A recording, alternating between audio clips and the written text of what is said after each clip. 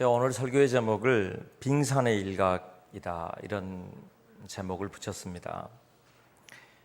빙산이라고 하는 것은 그 빙산의 뿌리라는 뜻으로 빙산의 일각이라는 말을 사용하는데요. 대부분이 숨겨져 있고 외부로 나타나 있는 부분은 아주 극히 작은 것이다, 그런 것입니다. 이런 의미는 눈에 보이는 게 다가 아니다, 이런 의미가 되겠지요. 빙산을 한번 보면, 빙산 사진 좀 보여주세요. 이게 빙산입니다. 그래서 빙산의 일각이다라고 하는 건 저 위에 조금 나와 있는 부분의 이야기가 아니라 그 밑에 어마어마한 것이 숨겨져 있는 것을 말합니다. 대부분의 빙산은 90% 정도는 다 밑에 가라앉아 있고 겨우 위에 조그만 것만 남아 있는 것이 빙산의 일각이다, 이런 표현으로 쓸 수 있는 거죠. 마치 작은 배 한 개가 지나가면 그곳에서 위에 보는 거 보고 별거 아니구나 이렇게 생각할지 모르지만 그 밑에 도사리고 있는 것이 얼마나 큰 것인지를 우리가 유념해야 된다는 의미에서 사용되는 겁니다. 더 정확히 이런 겁니다. 눈에 보이는 게 전부가 아니다. 예를 들어서 우리가 이런 이야기를 하죠. 우리 아이들을 위해서 기도할 때면 아이들의 꿈과 그 아이들을 축복하는 내용의 기도를 합니다. 그건 반드시 이런 마음이 있어야 해요. 우리 아이들 속에는 지금 내 눈에 보이는 것은 빙산의 일각일 뿐이다. 너무 작은 것, 그 뒤편에 우리 아이를 통해서 이루실 하나님의 계획들, 그리고 그 안에 숨겨진 그 가능성들은 얼마나 놀라운지, 그건 다 헤아릴 수도 없는 것이다 라고 하는 그런 마음으로 축복하고 기도해야 되는 줄로 믿습니다.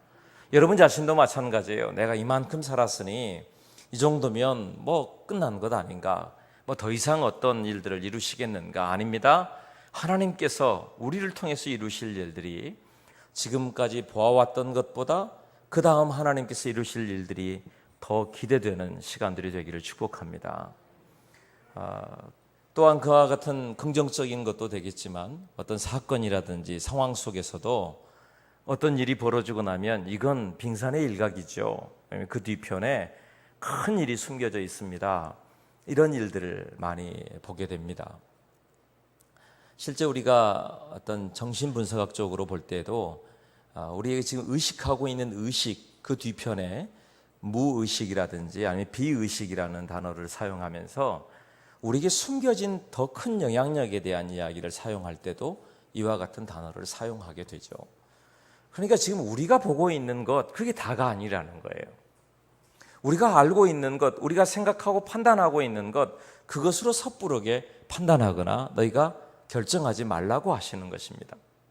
하물며 여러분, 신앙과 믿음의 일에 대해서 우리가 예수님을 믿는 사람입니다, 나는 그리스도인입니다, 나는 믿음을 가지고 있습니다 라고 말할 때에 우리의 믿음이라고 하는 영역이 얼마나 사용되고 있고 믿음이라고 하는 영역이 우리의 삶을 통해서 얼마나 드러나고 있는가, 또 하나님을 얼마나 신뢰하고 있는가 하는 질문들을 해보기를 원합니다. 히브리서 11장은 믿음의 장이라고 이야기하죠. 그래서 이 히브리서 11장을 통해서 우리에게 말씀하시는 게 그거예요. 믿음은 바라는 것들의 실상이요 보이지 않는 것들의 증거다. 그러니까 앞으로 기대할 소망에 대해서도 너희가 지금 가지고 있는 그것으로 보는 게 아니라 하나님께서 이루어내실 하나님의 일들을 소망으로 다시 바라볼 때 지금 내 눈에 보이는 것 말고 하나님의 일들을 믿음으로 가져올 수 있는 것, 그것이 소망이요, 그리고 그 소망을 이루어내는 것이 믿음의 역사라고 우리에게 가르쳐주고 있는 겁니다. 여러분이 예수님을 믿으십니까? 그렇다면 그 믿음의 삶이 우리의 삶에 얼마나 적용되고 있습니까? 그리고 우리의 믿음은 지금 우리의 가정에서 얼마나 사용되고 있습니까? 우리의 일터에서, 내 인생에서 얼마나 사용되고 있습니까? 믿음의 일이 어떤 추상적인 한 영역의 일이 아니라 우리의 삶에 드러나고 있는 모든 곳 속에 포함되어 있는 것이라면, 그렇다면 내가 지금 내 기도하는 일에 믿음이 얼마나 사용되고 있는지, 지금 내가 여기 예배하러 나왔습니다만 이 예배하는 자리에서 지금 이 순간에 우리의 기도는, 우리의 예배는 얼마나 믿음의 영역으로 들어가서 하나님께 예배하고 있는가, 히브리서 11장 6절에 보면 믿음이 없이는 하나님을 기쁘시게 할 수 없다고 그랬어요. 그 믿음이라고 하는 게 뭐냐? 반드시 그가 계신 것과 반드시 하나님이 계신 것을 믿는 것이요, 뿐만 아니라 하나님께서 상 주시는 이심을 믿어야 한다고 선포하고 있습니다. 반드시 하나님의 일들을 이루실 것을 기대하고 믿는 것, 그것이 우리의 삶의 영역 속에 드러나야 된다고 말하고 있는 것입니다. 이 말을 다른 말로 말하면요, 믿음이라고 하는 것이 너희의 삶의 전부다라고 하는 말과 같은 말이에요. 믿음이라고 하는 것이 그냥 믿음으로 구원받았습니다라고 하는 것으로 떨어져 있는 한 영역이 아니라, 믿었으니 어떻게 됐어요? 살았습니다. 믿었으니 어떻게 됐어요? 내가 구원함을 얻었습니다. 그랬으니 어떻게 됐어요? 믿음으로 내가 구원함을 얻은 백성으로 살고 있습니다. 그 믿음으로 내가 하나님을 기쁘시게 하고, 그 믿음으로 내가 세상 가운데, 소망 가운데 믿음으로 빛과 소금으로 살고 있습니다. 이 믿음의 삶이라고 하는 것이 따로 떨어져 있는 영역이 아니라 이미 그리스도 안으로 예수님을 믿는 그 순간에 믿음이 우리의 삶이 되고, 믿음이 예배가 되고, 믿음이 하나님을 만나는, 그리고 믿음이 하나님께 드려지는 기도가 되고, 믿음이 우리의 가정이 되고, 믿음으로 사는 삶이 우리의 일터가 되고, 믿음으로 사는 삶이 우리의 인생이 된다. 그렇게 말해서 틀리지 않다는 이야기예요. 오늘 본문은 이렇게 말합니다. 내가 무슨 말을 더하리요? 기드온, 바락, 삼손, 입다, 다윗 및 사무엘과 선지자들의 일을 말하려면 내게 시간이 부족하리로다. 내게 시간이 부족하다, 이 말은 이게 문학적인 의미입니다. 관용구로 쓰인 말인데요, 더 이상 내가 지면이 부족하다든지 이걸 말하려고 해도 너무 많아서 할 수가 없을 만큼, 이건 누가 뭐라고 해도, 다시 말하면 이 사람들의 삶이 얼마든지 믿음으로 살았던 사람들인 것에 대해서 증명할 이야기들이 쌓이고 수없이 많습니다. 이런 이야기예요. 여기 기록된 사람들의 이야기뿐입니까? 위에 믿음으로 살았던 믿음의 사람들의 이야기를 계속 기록하죠. 그리고 오늘 본문의 이야기도 마찬가지입니다. 기드온, 바락, 삼손, 입다, 이 사람 누구죠? 사사들입니다. 이스라엘의 사사들의 이야기, 그들을 통해서 이루셨던 하나님의 일들. 대표적인 또 하나의 사람이 기록되죠. 다윗, 그리고 사무엘. 여러분, 성경의 구약 성경에서 다윗의 이야기를 빼면 허전할 거예요. 그만큼 다윗의 이야기는 아주 놀라운 믿음의 사람의 이야기입니다. 그리고 여기 사무엘의 이야기도 마찬가지입니다. 한나의 믿음을 통하여, 기도를 통하여 그가 응답함으로 잉태했던 사람, 그리고 일생을 정말 하나님의 사사로 하나님 앞에 쓰임받았던 사람이 사무엘 아니에요. 근데 여러분, 주목할 만한 게 뭐냐 하면, 이들의 삶의 전부의 이야기를 이 사람이 어떻다, 무엇이다, 다른 이야기를 기록한 게 아니라 한 가지 말로 기록했어요. 뭐라고요? 이들의 믿음의 사람이라고 말입니다. 믿음으로 살았다. 그리고 한 가지를 더 기록합니다. 이런 사람은 세상이 감당하지 못하리라. 이런 사람은 세상이 감당하지 못한다. 이 세상이 감당하지 못한다는 말을 원어 그대로 해석하면 세상이 이 사람들에게 영향력을 미치지 못한다는 의미예요. 세상이 이 사람들에게, 세상의 모든 일들이 이 사람들에게 가치롭지 못하다는 이야기예요. 세상의 일들이 가치가 없어요. 무엇보다? 믿음의 일보다. 이 사람들이 어떻게 믿음으로 살았어요?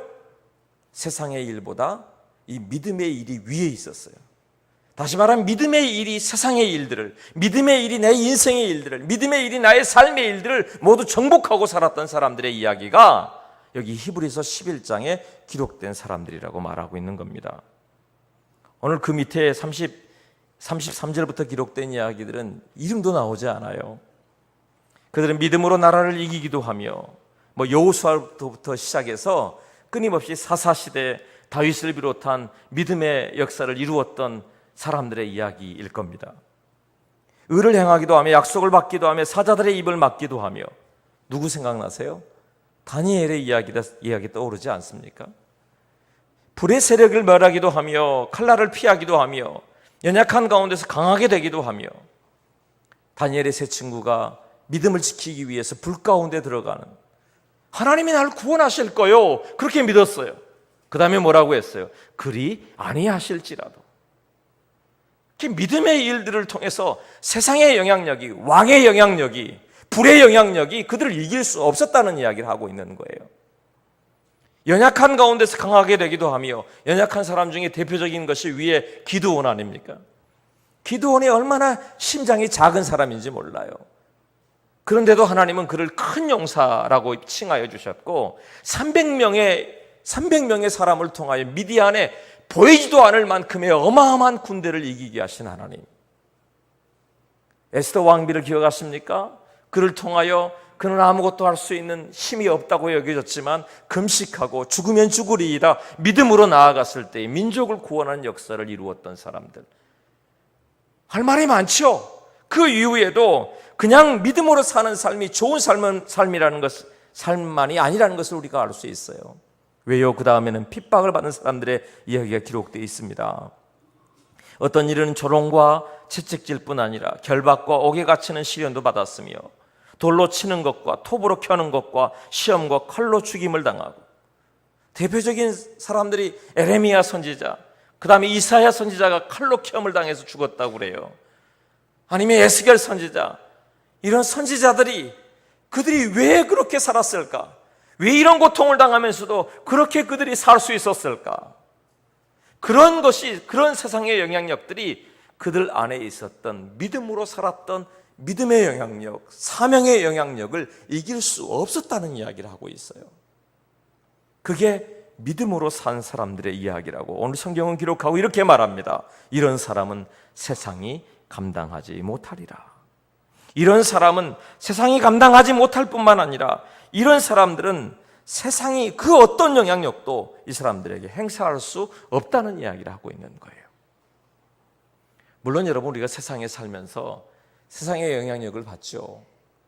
우리가 세상에 건강이 약해지면 건강 때문에도, 또 돈 문제 때문에도, 실제적인 것들이죠. 직장의 이야기들, 우리 아이들을 키워가면서 내 삶에 일어나고 있는 많은 일들이 있는데 잘 들여다보세요. 그것이 믿음의 영향력 아래에 있는지, 아니면 그것이 나의 믿음을 누르고 짓누르고 주장하고 있는지 말이에요.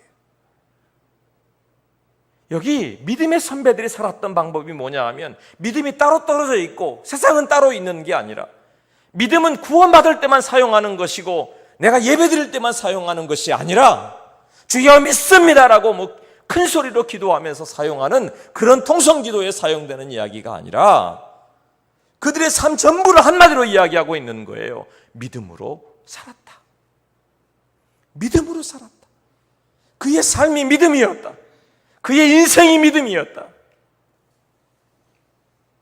예수님을 영접한 사람들은 어떻게 살았습니까? 로마서 1장 17절에 복음에는 하나님의 의가 나타나서 믿음으로 믿음에 이르게 하나니 기록된 바 오직 의인은 믿음으로 말미암아 살리라 함과 같으니라. 오직 믿음으로 말미암아 살리라. 물론 이 이야기는 율법으로가 아니라 믿음으로 산다는 이야기이겠지만, 산다는 이야기예요. 믿음으로 살았어요. 예수님을 영접함으로 내 영혼이 살았어요. 그럼 그 다음은요, 믿음으로 우리의 인생을 살고, 믿음으로 우리의 가정을 살고, 믿음으로 우리의 기도를 살고, 믿음으로 오늘 이 자리에 있는 일을 산다는 거예요. 그러니 여러분, 이 자리에 지금 앉아있는 여러분은 무엇으로 앉아있느냐 하면 믿음으로 앉아있는 거예요. 지난 일주일을 여러분 할 말이 많겠죠. 그렇죠? 어떻게 지내셨어요? 그러면 더운데 잘 지냈습니다. 이 정도로 끝낼지 모르지만 차근차근 하루하루 시간을 나누어서 이야기하려고 하면 많은 이야기들이 숨어 있을 겁니다. 그런데 지금 이 자리에 앉아있는 거, 하나님께 그렇게 고백하는 겁니다. 하나님, 저 믿음으로 해석되는 오늘 여기 앉아 있습니다. 내가 믿음으로 여기 이곳에 예배하러 앉아 있습니다. 아멘이십니까? 아멘. 그래, 믿음으로 앉아 있는 자리가 지금 이 자리인 거예요. 그래서 내 삶의 전부를 가져다가 오늘 여기 믿음으로 하나님께 드리면서 이 예배를 하나님께 드릴 수 있는 시간으로 드리는 것, 그것이 믿음으로 사는 삶이에요. 좋은 일만 있었던 게 아닙니다. 어렵고 힘든 일들도 있었습니다. 오늘 본문의 이야기는 뒤에 이런 사람은 세상이 감당하지 못하느니라. 그들이 광야와 산과 동굴과 토굴에 유리하였느니라. 그들의 삶이 마지막 하나님의 나라에 이르기까지, 그들의 믿음의 승리자로 인정받기까지 그들의 삶이 결코 평탄하지 않았음도 이야기하고 있는 거예요. 그런데 왜 이들을 향하여 우리는 주목하고, 왜 히브리서 기자는 왜 이들에 대하여 자랑하는 걸까요? 왜 이들을 세상이 감당하지 못할 사람들이라고 선포하는 걸까요? 왜냐하면 이들의 손에 마지막 너무나도 보배롭고 놀라운 하나님의 역사를 손에 쥐고 있었으니 그게 믿음으로 살았다. 믿음으로 살았어. 이 이야기가 그들의 삶에 있었다고 이야기하고 있는 겁니다. 믿음으로 여러분의 이름이 기록되기를 축복합니다. 믿음으로 산 사람의 이야기 중에 여러분의 이야기가 있음을 믿고 선포하게 되길 축복합니다. 고백할 거예요. 나는 믿음으로 살았습니다. 나는 믿음으로 살 것입니다. 아멘. 그래, 믿음으로 사는 삶. 우리의 인생의 결론이 그것이어야 한다는 이야기예요. 그런데 제가 오늘 본문을 보면서 똑같은 이야기예요. 내가 무슨 말을 더하리요? 기드온, 바락, 삼손, 입다, 다윗 및 사무엘과 선지자들의 일을 말하려면 내게 시간이 부족하리로다. 만약 하나님 앞에 지금 나아갔는데, 지금 우리 하나님 앞에 있잖아요. 그럼 여러분 하나님 앞에서 여러분이 있는데 만약 이 정도로만 여러분의 이야기를 들으려고 한다면 여러분은 어떨까요? 좀 서운하지 않겠어요? 하나님이 여러분을 부르셨어요. 너 어떻게 살았니? 예, 하나님, 제가 믿음으로 살다가 왔습니다. 그리고 다음 이야기를 하려고 하는데 하나님이 야, 그만, 알았어, 시간이 없거든, 나중에 듣자. 이렇게 하면 여러분은 어떠시겠어요? 하나님 앞에 내 인생의 이야기를 끄집어내려고 수고하고 무거운 짐을 다 주님 앞에 가져와서 다 짐을 내려놓고 끄집어내려고 하는 순간에 너 믿음으로 살았구나, 그만해. 그러면 여러분 어떻게 하겠어요? 만약 여러분 중에 한 분을 이곳에 세워서 당신의 이야기를, 인생의 이야기를 들려주십시오. 그럼 할 말이 정말 많을 거예요. 그렇지요? 나는 어디서 태어났고 어떤 과정 환경을 지냈으며, 뭐 산이 있었는지 바다가 있었는지, 뭐 학교는 어디에서 나왔고 친구는 누가 있었고 친구 이름은 무엇이고 그 친구가 어떻게 지냈고 또 뭐 여자친구는 어떻게 만났고 우리 결혼은 어떻게 하게 됐으며, 뭐 아이들은 몇이고 몇 남 몇 여에 몇이 되었고, 누구 큰애는 뭐 얼마나 잘생겼고, 뭐 둘째는 어떻고 셋째는 어떻고. 여러분 할 말이 얼마나 많아요. 그렇죠? 다 이야기를 하려고 이제 딱 앞에 서서 예, 제가 예수 믿는 사람입니다. 누굽니다. 딱 이야기를 꺼냈는데 제가 뒤에서 예, 집사님 알았어요. 예, 시간이 없네요. 여러분 어떻게 하시겠어요? 뒤에 오늘 오후에 무안에서 우리 목사님 오셔서 헌신 예배 인도하시잖아요. 근데 헌신 예배 올라오셔서 이제 설교하시려고 여러분 우리는 그리스도인입니다 탁 선포했는데 제가 옆에 있다가 목사님 시간이 없네요. 네. 그러면 어떠시겠어요?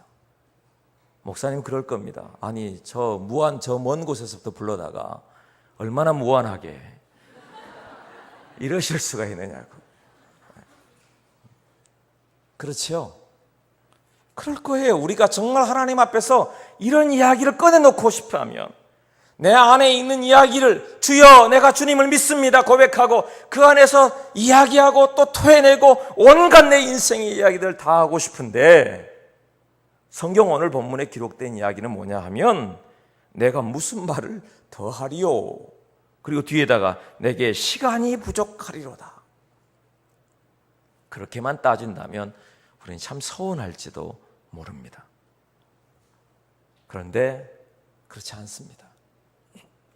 이 모든 일들에 하나님께서 말씀하시는 것은 뭐냐 하면 내가 너의 인생을 모두 안다는 것이 전제되어 있는 거예요. 네가 왜 울었는지, 네가 왜 슬펐는지, 네가 무엇 때문에 그렇게도 행복해했는지, 네가 무엇 때문에 어쩔 줄 몰라 하며 춤추며 기뻐했는지 앞에서는 툴툴거렸지만 뒤돌아서서 얼마나 네가 기뻐했는지, 아니면 네가 얼마나 울었는지, 남들에게 말하지 못하지만 말 못할 일들도 수없이 많이 쌓여왔던 인생의 많은 일들, 그 많은 이야기들을 하나님이 아신다는 겁니다. 나를 모르시는데 나를 무시하셔서 나에게 네가 그만 말이라고 하는 게 아니라, 그래 너를 안다, 아무 말 하지 않고 꼭 끌어안으면서, 탕자가 돌아올 때 그 아버지가 끌어안으면서, 아버지 저는 죄인이에요, 이제 아버지 아들이 못 돼요, 그 한마디 속에 다 들어있을 텐데 그동안 뭘 하고 지냈는지, 재산은 어떻게 되었는지, 무엇을 어떻게 했는지는 묻지도 않고 꼭 끌어안고 하는 말이 그것입니다. 너는 죽었다가 살아난 내 아들이다. 이제 잔치를 벌여라. 더 이상 할 말이 없다는 거예요. 시간이 부족하다는 거예요. 무슨 시간입니까? 내가 너를 끌어안고, 내가 너를 사랑하고, 내가 너를 축복하고, 너 믿음으로 살았잖아. 그렇게 인정해 주시는 은혜, 그 이야기가 오늘 우리 속에 들려지는 이야기인 줄로 믿습니다. 그것이 중요해요. 마태복음 9장에 보면요, 12해를 혈루증을 앓았던 여인의 이야기가 기록되어 있습니다. 12해 동안이나 혈루증을 앓은 여자가 예수의 뒤로 와서 그 겉옷가를 만지니 이는 제 마음에 그 겉옷만 만져도 구원을 받겠다 함이라. 예수께서 돌이켜 그를 보시며 이르시되 따라 안심하라, 내 믿음이 너를 구원하였다 하시니 그 여자가 즉시 구원을 받으니라. 아멘이 되세요 이게? 근데 여러분, 우리는 이 짧은 세 줄밖에 안 되는 이것으로 우리는 은혜를 받지만, 근데 이 여인의 입장에서는 조금 전에 그 이야기로 들어가 보면 얼마나 서운했겠나.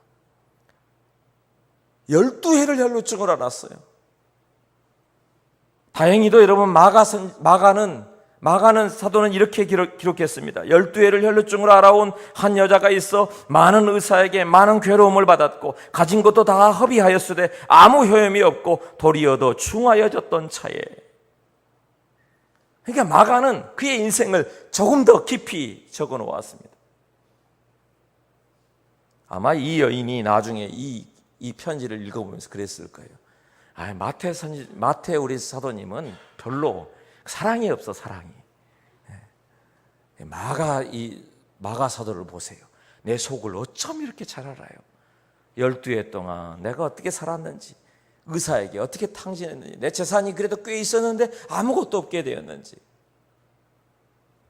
우리는 그런 이야기를 다 하고 싶고 듣고 싶어 합니다. 그런데 그 다음 이야기가 더 중요해요. 마태는 더 선명하게 이야기했죠. 예수께서 돌이켜 그를 보시며 이르시되 따라 안심하라, 내 믿음이 너를 구원하였다. 여러분, 뭘 듣기를 원하세요? 우리의 신세 타령하다가 그냥 속상하고 낙심돼서 가기를 원하세요? 아니면 내가 믿음으로 살고 왔고 믿음으로 살 것을 선포하면서 주님 앞에 주의 은혜를, 주의 구원을, 또 믿는 믿음의 역사를 여러분 안에 선포하고 나아가기를 원하세요? 믿음으로 가게 되길 축복합니다. 그렇습니다. 믿음으로 선포하며 가게 되길 축복합니다. 주님이 나를 아시는 자리에서 믿음으로 가서 믿음으로 승리하는 자리, 그것이면 우리의 삶을 선포하고도 남음이 있다는 이야기예요. 출애굽기 12장 40절에 이스라엘 자손이 애굽에 거주한 지 430년이라. 이게 다예요. 이스라엘 백성들이 애굽 땅에 있었던 모든 결론이 뭐냐면 애굽에 산 지 430년이 되었다. 이게 다란 말이에요. 430년 동안 살았던 그곳에 있었던 이스라엘 백성들의 고통, 이스라엘 백성들이 얼마나 많은 사연들이 쌓이고 또 쌓였겠어요. 말도 못할 이야기들이 그곳에 있을 거예요. 수없이 많은 사람들의 이야기가 그곳에 있을 거예요. 그런데 성경은 말하고 싶은 게 그겁니다. 그들을 몰라서가 아닙니다. 그들의 고난을 몰라서가 아닙니다. 그 다음 편에 기록하고 싶었던 것은 이겁니다. 여러 해 후에 애굽 왕은 죽었고 이스라엘 자손은 고된 노동으로 말미암아 탄식하며 부르짖으니 그 고된 노동으로 말미암아 부르짖는 소리가 하나님께 상달된지라. 하나님이 그들의 고통 소리를 들으시고 하나님이 아브라함과 이삭과 야곱에게 세운 그의 언약을 기억하사 하나님이 이스라엘 자손을 돌보셨고 하나님이 그들을 기억하셨더라. 아멘. 하나님이 기억하셨다. 성경이 말하고 싶은 게 그거예요. 하나님이 너를 기억하셔. 우리는 자꾸 내가 430년 동안 어떤 일이 있었는지 그 이야기 하고 싶죠. 하세요. 괜찮습니다. 그런데 아세요? 하나님은 알고 계시다는 사실 말이에요. 그래서 우리가 더 하나님을 찾으려 해야 되는 거예요. 하나님을 가까이 하려고 해야 되는 것이에요. 왜요? 나를 아시는 주님 앞에 내가 하나님을 신뢰하고 믿는 믿음으로 주님의 뒤를 따라가야 되는 것이 맞아요. 복음에는 하나님의 의가 나타나서 믿음에 이르게 하나니 기록된 바 오직 의인은 믿음으로 말미암아 살리라. 오직 의인은 믿음으로 말미암아 살리라. 그 선포 속에 하나님과 동행하심의 은혜가 선포되고 있는 거죠. 사도 바울은 이렇게 고백합니다. 내가 그리스도와 함께 십자가에 못 박혔나니 그런즉 이제는 내가 산 것 아니요 내 안에 그리스도께서 사신 것이라. 바울이 보니 자기가 가지고 있었던 모든 것들, 자기의 의롭게 여겨지는 것들, 자기의 자랑할 만한 것들을 주님 안에서 다시 보게 된 거예요. 그리고 뭐가 보였어요? 주님이 보인 거예요. 예수님의 십자가가 보인 거죠. 그러니까 이것이 비교되지 않아요. 그래서 말하는 겁니다. 이제 내가 사는 것은 나를 사랑하사 나를 위하여 자기 몸을 버리신 그리스도를, 하나님의 아들을 믿는 믿음 안에서 사는 것이라. 믿음 안에 사는 삶에 대하여 그의 최종 목표로 삼았고, 믿음 안에 사는 것에 대하여 그의 선포함과 담대함으로 삼았고, 믿음으로 사는 것이 그의 마지막 인생의 결정적인 자기의 목적이라고 말하고 있는 거예요. 믿음의 선한 싸움을 싸우고 믿음을 지켰다고 선포하는 것이 바울이 선포하고 싶었던 믿음의 고백인 줄로 믿습니다. 그것이 우리가 살아야 될 삶이라고 말하는 거예요. 그런데 여기서 보니까 우리가 정말 이 모든 믿음에 대한 이야기를 할 때 한 가지 정말 놓치는 게 있더라고요. 그게 뭔가? 바로 하나님께서, 예수님께서 우리를 사랑하셨던 사랑에 대하여서 너무나도 미약하게 알고 있다는 사실. 정말 빙산의 일각은 다른 게 아닙니다. 정말 빙산의 일각은 예수 그리스도의 사랑, 그 십자가의 사랑에 대해서 내가 보이는 것, 내가 경험했던 것, 내가 알고 있는 것 정도만, 주님이 얼마나 나를 사랑하셨는지, 얼마나 놀랍게 나를 용서하셨는지, 나 같은 것을 위하여 어떻게 십자가에 못 박혀 죽으셨는지, 하나님이신 그분이 어떻게 이 땅에 오셨는지, 그리고 십자가에 죽으시면서까지 주님 뭐라고 하셨어요? 저들이 알지 못해서 그럽니다. 아버지여 저들을 용서하시옵소서. 하나님의 사랑, 예수 그리스도의 사랑에 대해서 너무나도 모르고 있다는 거예요. 한 아이가 예수님의 사랑에 대해서 이런 그림을 그렸더라고요. 예수님의 사랑의 고백들을 하면서 사랑이, 우리는 빙산의 일각이라는 표현을 썼지만 이 사랑의, 보이세요? 뭐예요? 네, 하트를 물속에 잠가놨더니 겨우 꼭지만 보이죠. 그거예요. 우리 속에서 가지고 있는 주님이 우리를 향하신 사랑은 헤아릴 수도 없어요. 그런데 우리는 얼마나 주님의 사랑에 대하여 감격하고 신뢰하고 믿고 의지하는지, 얼마나 그 사랑을 알고 우리가 믿는다고 말하는 그 자리에서 예수 그리스도의 그 사랑에 대한 고백들을 얼마나 하고 있는지에 대하여 우리가 묻고 또 경험해야 되는 거란 말이에요. 제가 한 글을 읽다가 참 감동이 되었습니다. 제임스 심슨이라고 하는 에든버러 대학의 교수님에 관한 이야기였는데요. 이분이 성경을 읽다가 아담의 갈비뼈를 취해서 하와를 만드셨다는 이야기, 창세기에 기록되어 있죠. 그 성경을 읽다가 이분이 갑자기 궁금해졌답니다. 아담의 갈비뼈를 취할 때 아담이 아팠을까요? 안 아팠을까요? 아팠을까요? 안 아팠을까요? 집사님 아프셨어요? 안 아프셨어요? 안 아팠어요? 네. 아프셨어요? 안 아프셨어요? 네. 아담이 아팠을까요? 안 아팠을까요? 잠들 때 뺐다고 하는 거 보니까 안 아팠을 거란 말이에요. 근데 그 본문을 읽는데 이분의 마음이 번뜩 드는 생각이, 그래, 수술할 때에 안 아프고 수술할 수 있겠다는 생각이 들더래요. 그래서 연구해서 만들어낸 것이 마취제랍니다. 여러분, 마취제가 그렇게 시작됐다는 거예요. 그리고 이분이 1847년에 그렇게 만들어졌는데 1853년에 영국의 빅토리아 왕후에 대해서 출산할 때 이 마취제를 사용해서 고통 없이 출산하게 되었답니다. 이것 때문에 그 경의 칭호를 받게 되었거든요. 귀족의 칭호를 받게 되었습니다. 어떤 기자가 그렇게 물었답니다. 당신의 인생에서 가장 자랑할 만한 자랑스러운 일이 무엇입니까? 아마 그런 이야기 듣고 싶었겠죠. 마취제를, 아니면 왕후의 그런 일들을 치료했던 것, 이런 이야기를 듣고 싶었을지 모르지만 이분은 그랬답니다. 물론 그런 것도 자랑스럽지만 내 안에 가장 자랑스러운 놀라운 발견 한 가지가 있다면, 내가 그리스도 앞에서, 예수님 앞에서 내가 죄인인 것과 나 같은 죄인을 위해 주님이 십자가를 지셨다는 이 놀라운 사랑을 발견하고 난 이후에 나는 이보다 더한 자랑할 만한 자랑스러운 일이 없습니다. 이런 고백을 했다는 겁니다. 여러분, 그 사랑에 대해서 얼마나 경험하고 계십니까? 그 사랑의 빙산의 일각 같은 그 놀라운 그 사랑에 대하여, 그리스도의 사랑에 대하여, 십자가의 사랑에 대하여 얼마나 우리의 삶에 경험하고 기대하고 바라보고 우리의 삶에 알고 계시느냐 말이에요. 말씀을 맺겠습니다.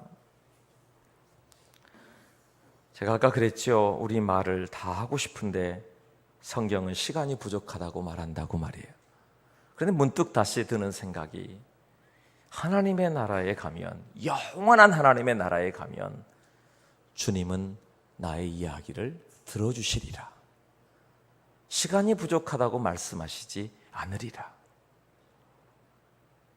어제 우리가 이번 수련회에 대해서 국장님들하고 우리 당회하고 모여서 전체적인 이야기를 했어요. 수련회에 좋았던 게 뭔지, 아니면 또 개선해야 될 게 뭔지, 이런 이야기들 다 하고 개인적으로 또 나눴던 이야기들을, 은혜들을 이렇게 이야기하는 시간이 되었습니다. 1시간여가 금방 지나가는 것이었어요. 여러분, 짧은 수련회 2박 3일 동안에 있었던 일들을 통해서도 우리가 할 이야기가 그렇게 많은데, 우리의 인생 전부를 이야기하려고 하면 얼마나 시간이 많이 걸릴까? 그런데 주님 앞에 가면 주님은 나의 이야기를 들어주시리라. 그런 분이 있죠. 했던 이야기 또 하고 했던 이야기 또 하고, 그래도 우리 주님은 들어주실 겁니다. 저 어렸을 적 이야기부터 다시 들어주실 겁니다. 그 이야기 생각나다가 잊어버렸다고 다시 이야기하는데 10번이고 100번이고 1000번이고 다시 들어주실 겁니다. 그런데 그러기 이전에 이 땅에 사는 동안에는 어쩌면 우리의 이야기를 다 말할 수도 없고 망각하기도 하고, 시간이 지나면서 앞에 다가오는 이 하루하루를 살아가기도 버거울지 모릅니다. 그러나 기억하십시오. 우리의 삶에 한 가지를 지키면 돼요. 그게 뭐예요? 믿음을 지켰어. 다윗이 고백한 것처럼 하나님의 일을 많이 말하고 싶지만 셀 수도 없을 만큼 너무 많습니다 라고 하는 그 놀라운 믿음의 간증들을 여러분의 삶에서 끊이지 않고 하게 되기를 축복합니다. 그래서 믿음의 이야기는, 지금 마지막 결론으로 나와 있는 이 믿음의 이야기는 여러분이 살고 있는 하루하루, 시간시간, 여러분의 가정, 여러분의 일터, 여러분의 인생 모두를 다 가진 것이 믿음의 이야기예요.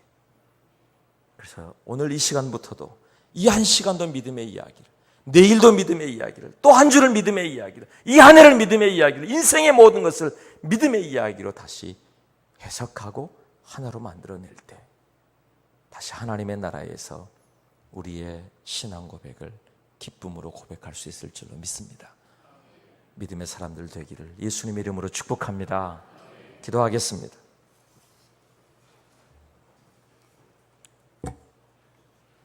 주의 사랑,